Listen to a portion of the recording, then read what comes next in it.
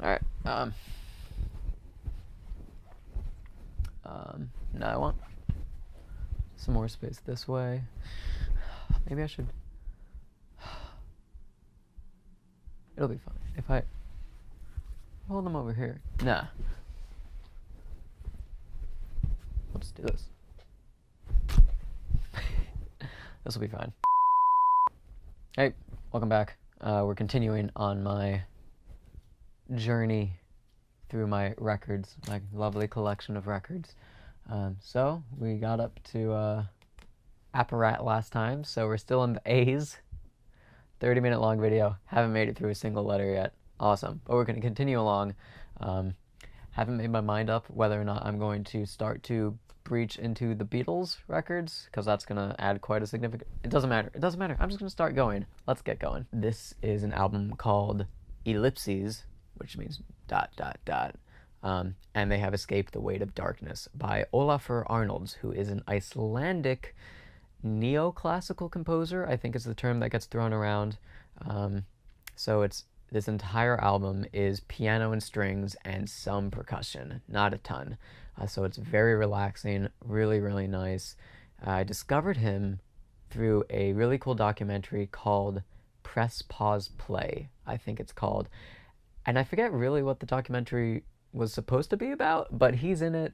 And so then I briefly knew a little bit about him, but then actually I went on a flight on Icelandic Airlines back in 2014, and since it was an Icelandic Airlines, they had his album in the on-flight computer system. And I gave it a listen and realized I really liked it. And so since then, I've kind of kept up with Olafur Arnalds, and he's really, really solid. Like I said, piano and strings, very, very nice. This is not a double LP, although it is a gatefold. Looks like it just has track information in here for the most part. Yeah, just where things, who were the musicians in different parts. Thank yous to different people. All tracks composed and produced by Olafur Arnalds. Yeah, just a black inner sleeve, nothing in particular. It's a black vinyl. But I really, really like the album cover. Reminds me a lot of, what was that film? I can't remember what it's called now, but where the aliens come to Earth and they speak in weird things like that, and they need to hire a linguist in order to figure out Arrival. Reminds me of Arrival. Haven't actually seen it, but this reminds me of what I think Arrival is about. This is my other album by Olafur Arnalds, his latest album, which only just came out maybe 2 months ago, if that. I'm not entirely I don't remember quite entirely. Yeah, it's not going to give me an exact date on the back of the record. But this is called Remember. It's like re and then a colon, and then member. Apparently this album cover was computer generated based on the actual music on the album. Some guy created some computer program that had an algorithm that made different shapes depending on the sonic quality of each song, and this, I guess, is a representation of the album or a particular moment in the album. I'm not sure, but there was a cool thought and process that went into the album cover. I appreciate that. Favorite track on this, I think, is Ypsilon. I think is how it's pronounced, Ypsilon. Couldn't really tell you why it's my favorite track. It just is, although the opener track, Remember, the title track, is really, really good and was phenomenal live. I saw Olafur live here in the city just, again, maybe 2 months before he dropped this album. So he was touring a few tracks off the album and then some of his older stuff. And it was absolutely amazing. The drummer they had killed it. Absolutely killed it. So this comes with a couple-page book. Again, more of these computer-generated pictures on it. This color blue is amazing. It's such a nice, deep color blue.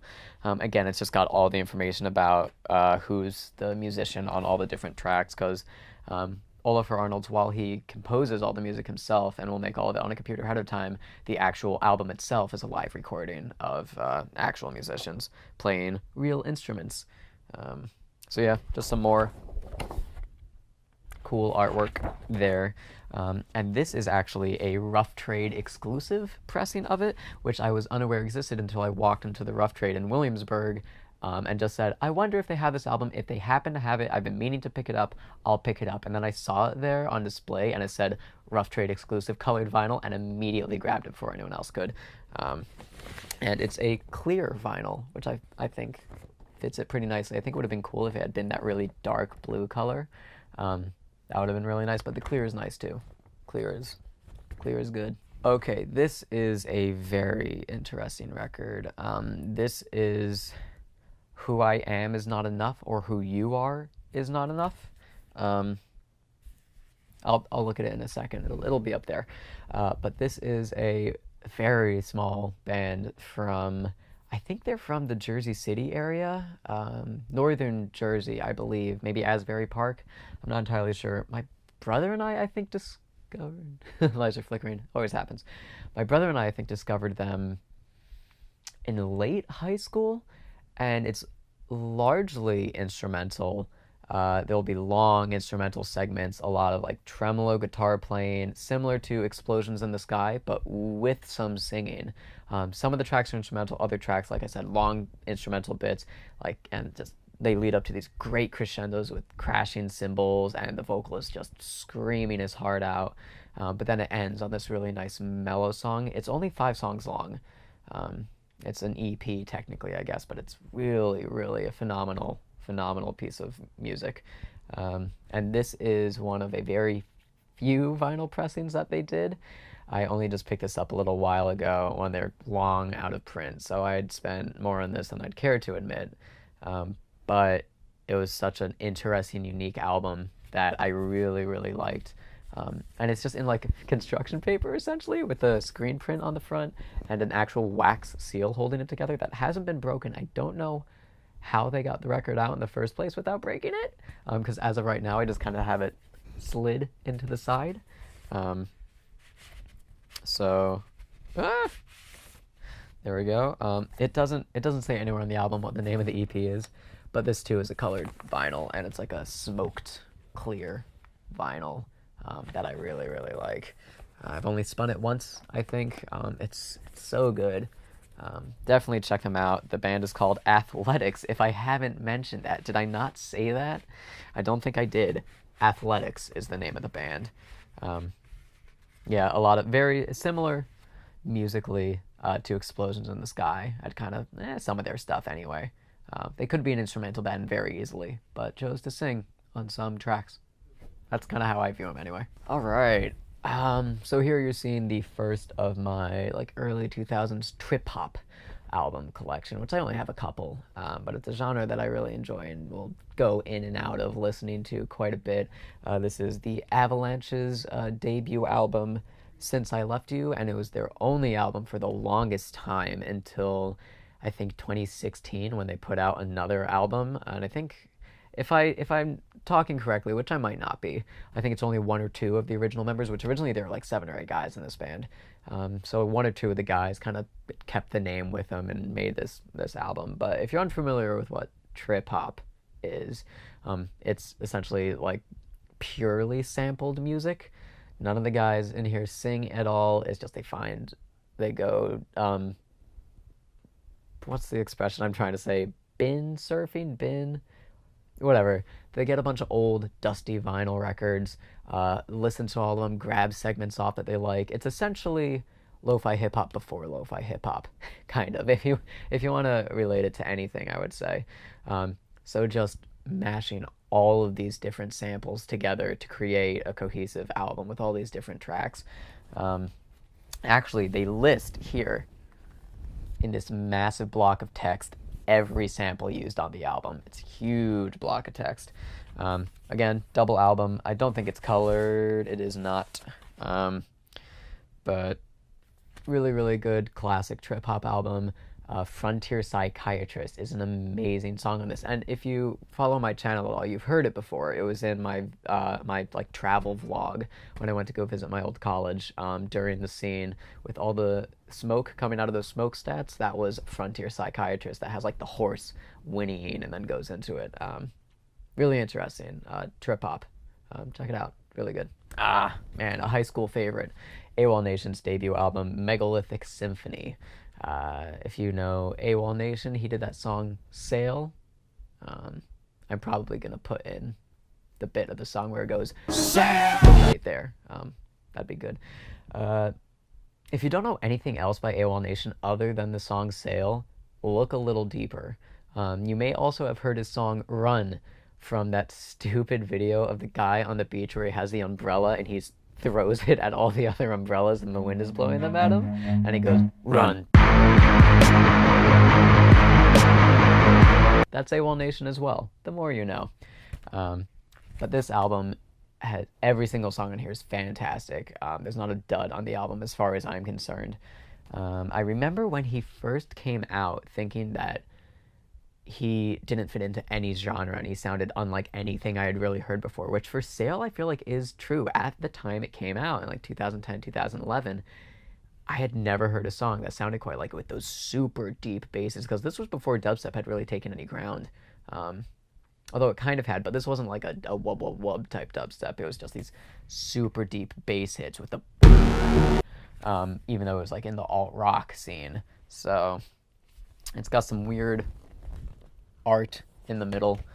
But yeah, really, really solid album. The final track on this, Nights of Shame, is like an 11-minute, just medley.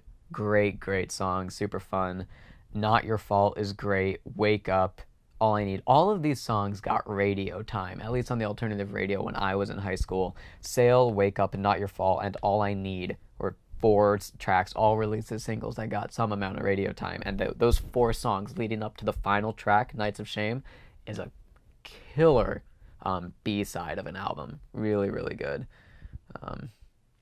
So yeah, this is a really, really good album if you've never checked it out, but know Awolnation because of Sail. I actually just saw him yesterday in concert for the first time, but he wasn't headlining. He was opening for 21 Pilots, who put on a hell of a show, in case you were wondering.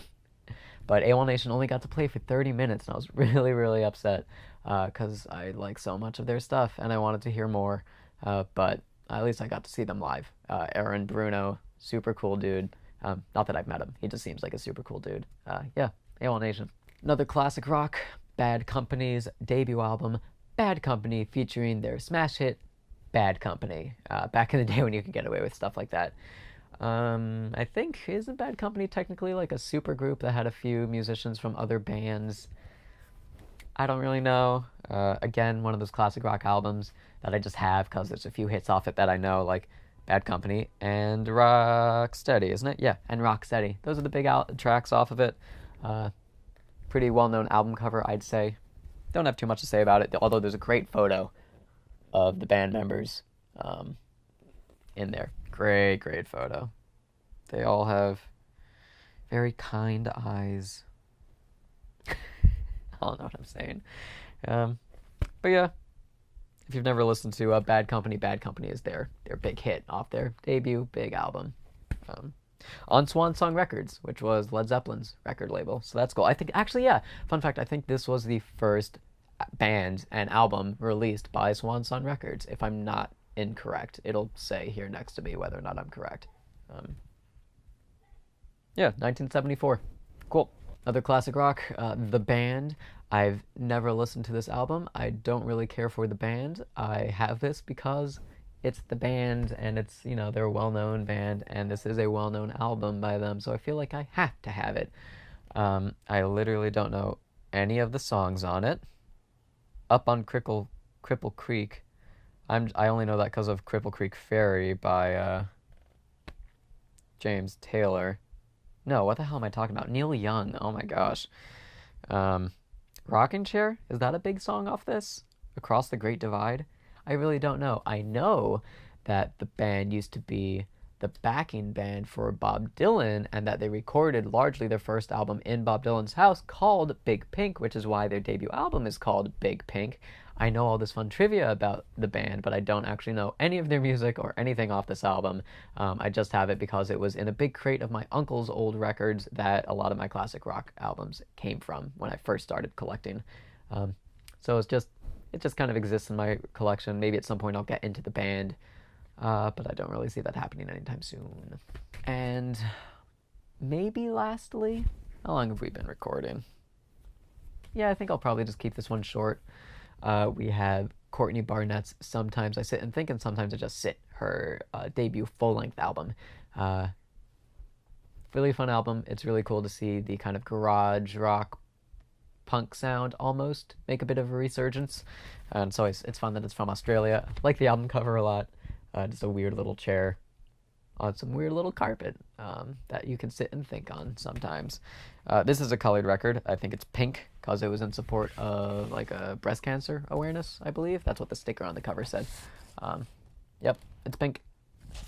And you get a cool cover of the band on the back with Courtney and Bones. What a great name. And then Dan, Dave, and Burke. I don't know anything about her backing band. Yeah, it's cool. It's got all of the lyrics written out, and I'm assuming her own handwriting. That'd be kind of stupid if it wasn't. That's cool. Really like some of the tracks on this album an awful lot. Elevator Operator is really good lyrically. I think it's really fun. Pedestrian at Best is a great song just to scream your heart out to in the car during the chorus. So good. Put me on a pedestal and I'll always disappoint you. Really good. I honestly don't know the rest of the songs on this too well by name, although Depreston, my roommate loves the song Depreston, and as a result, I've listened to it quite a bit, and it is such a good song. A weird little, almost kind of like ballad about driving around the suburbs of Australia house hunting. It's really weird, but a really, really good song. She's a great lyricist. Haven't really gotten into her second album at all, although the single off that will get stuck in my head for days on end. The chorus about I want to walk through the park at night. I want to walk through the park after dark. I want to walk through the park after dark. Men are scared that women will laugh at them. I want to walk through the park after dark. Women are scared that men will kill them. Great lyricist. Really, really good lyricist. Love that. I don't know. I think I am just going to keep this one nice and short because I'm about to go into the Beatles, and I think that'll be a whole video on itself. It's just my Beatles records, just because it's going to take a little bit because I'm sure I'll have something to say about each one of them. So I think that's going to be it for right now. Thanks for watching again. I will see you next time when I continue going. Don't expect these as frequently as this one is going to come out. I just happened to have another day off and had nothing to do. So, thanks for watching. I'll see you guys soon. Bye.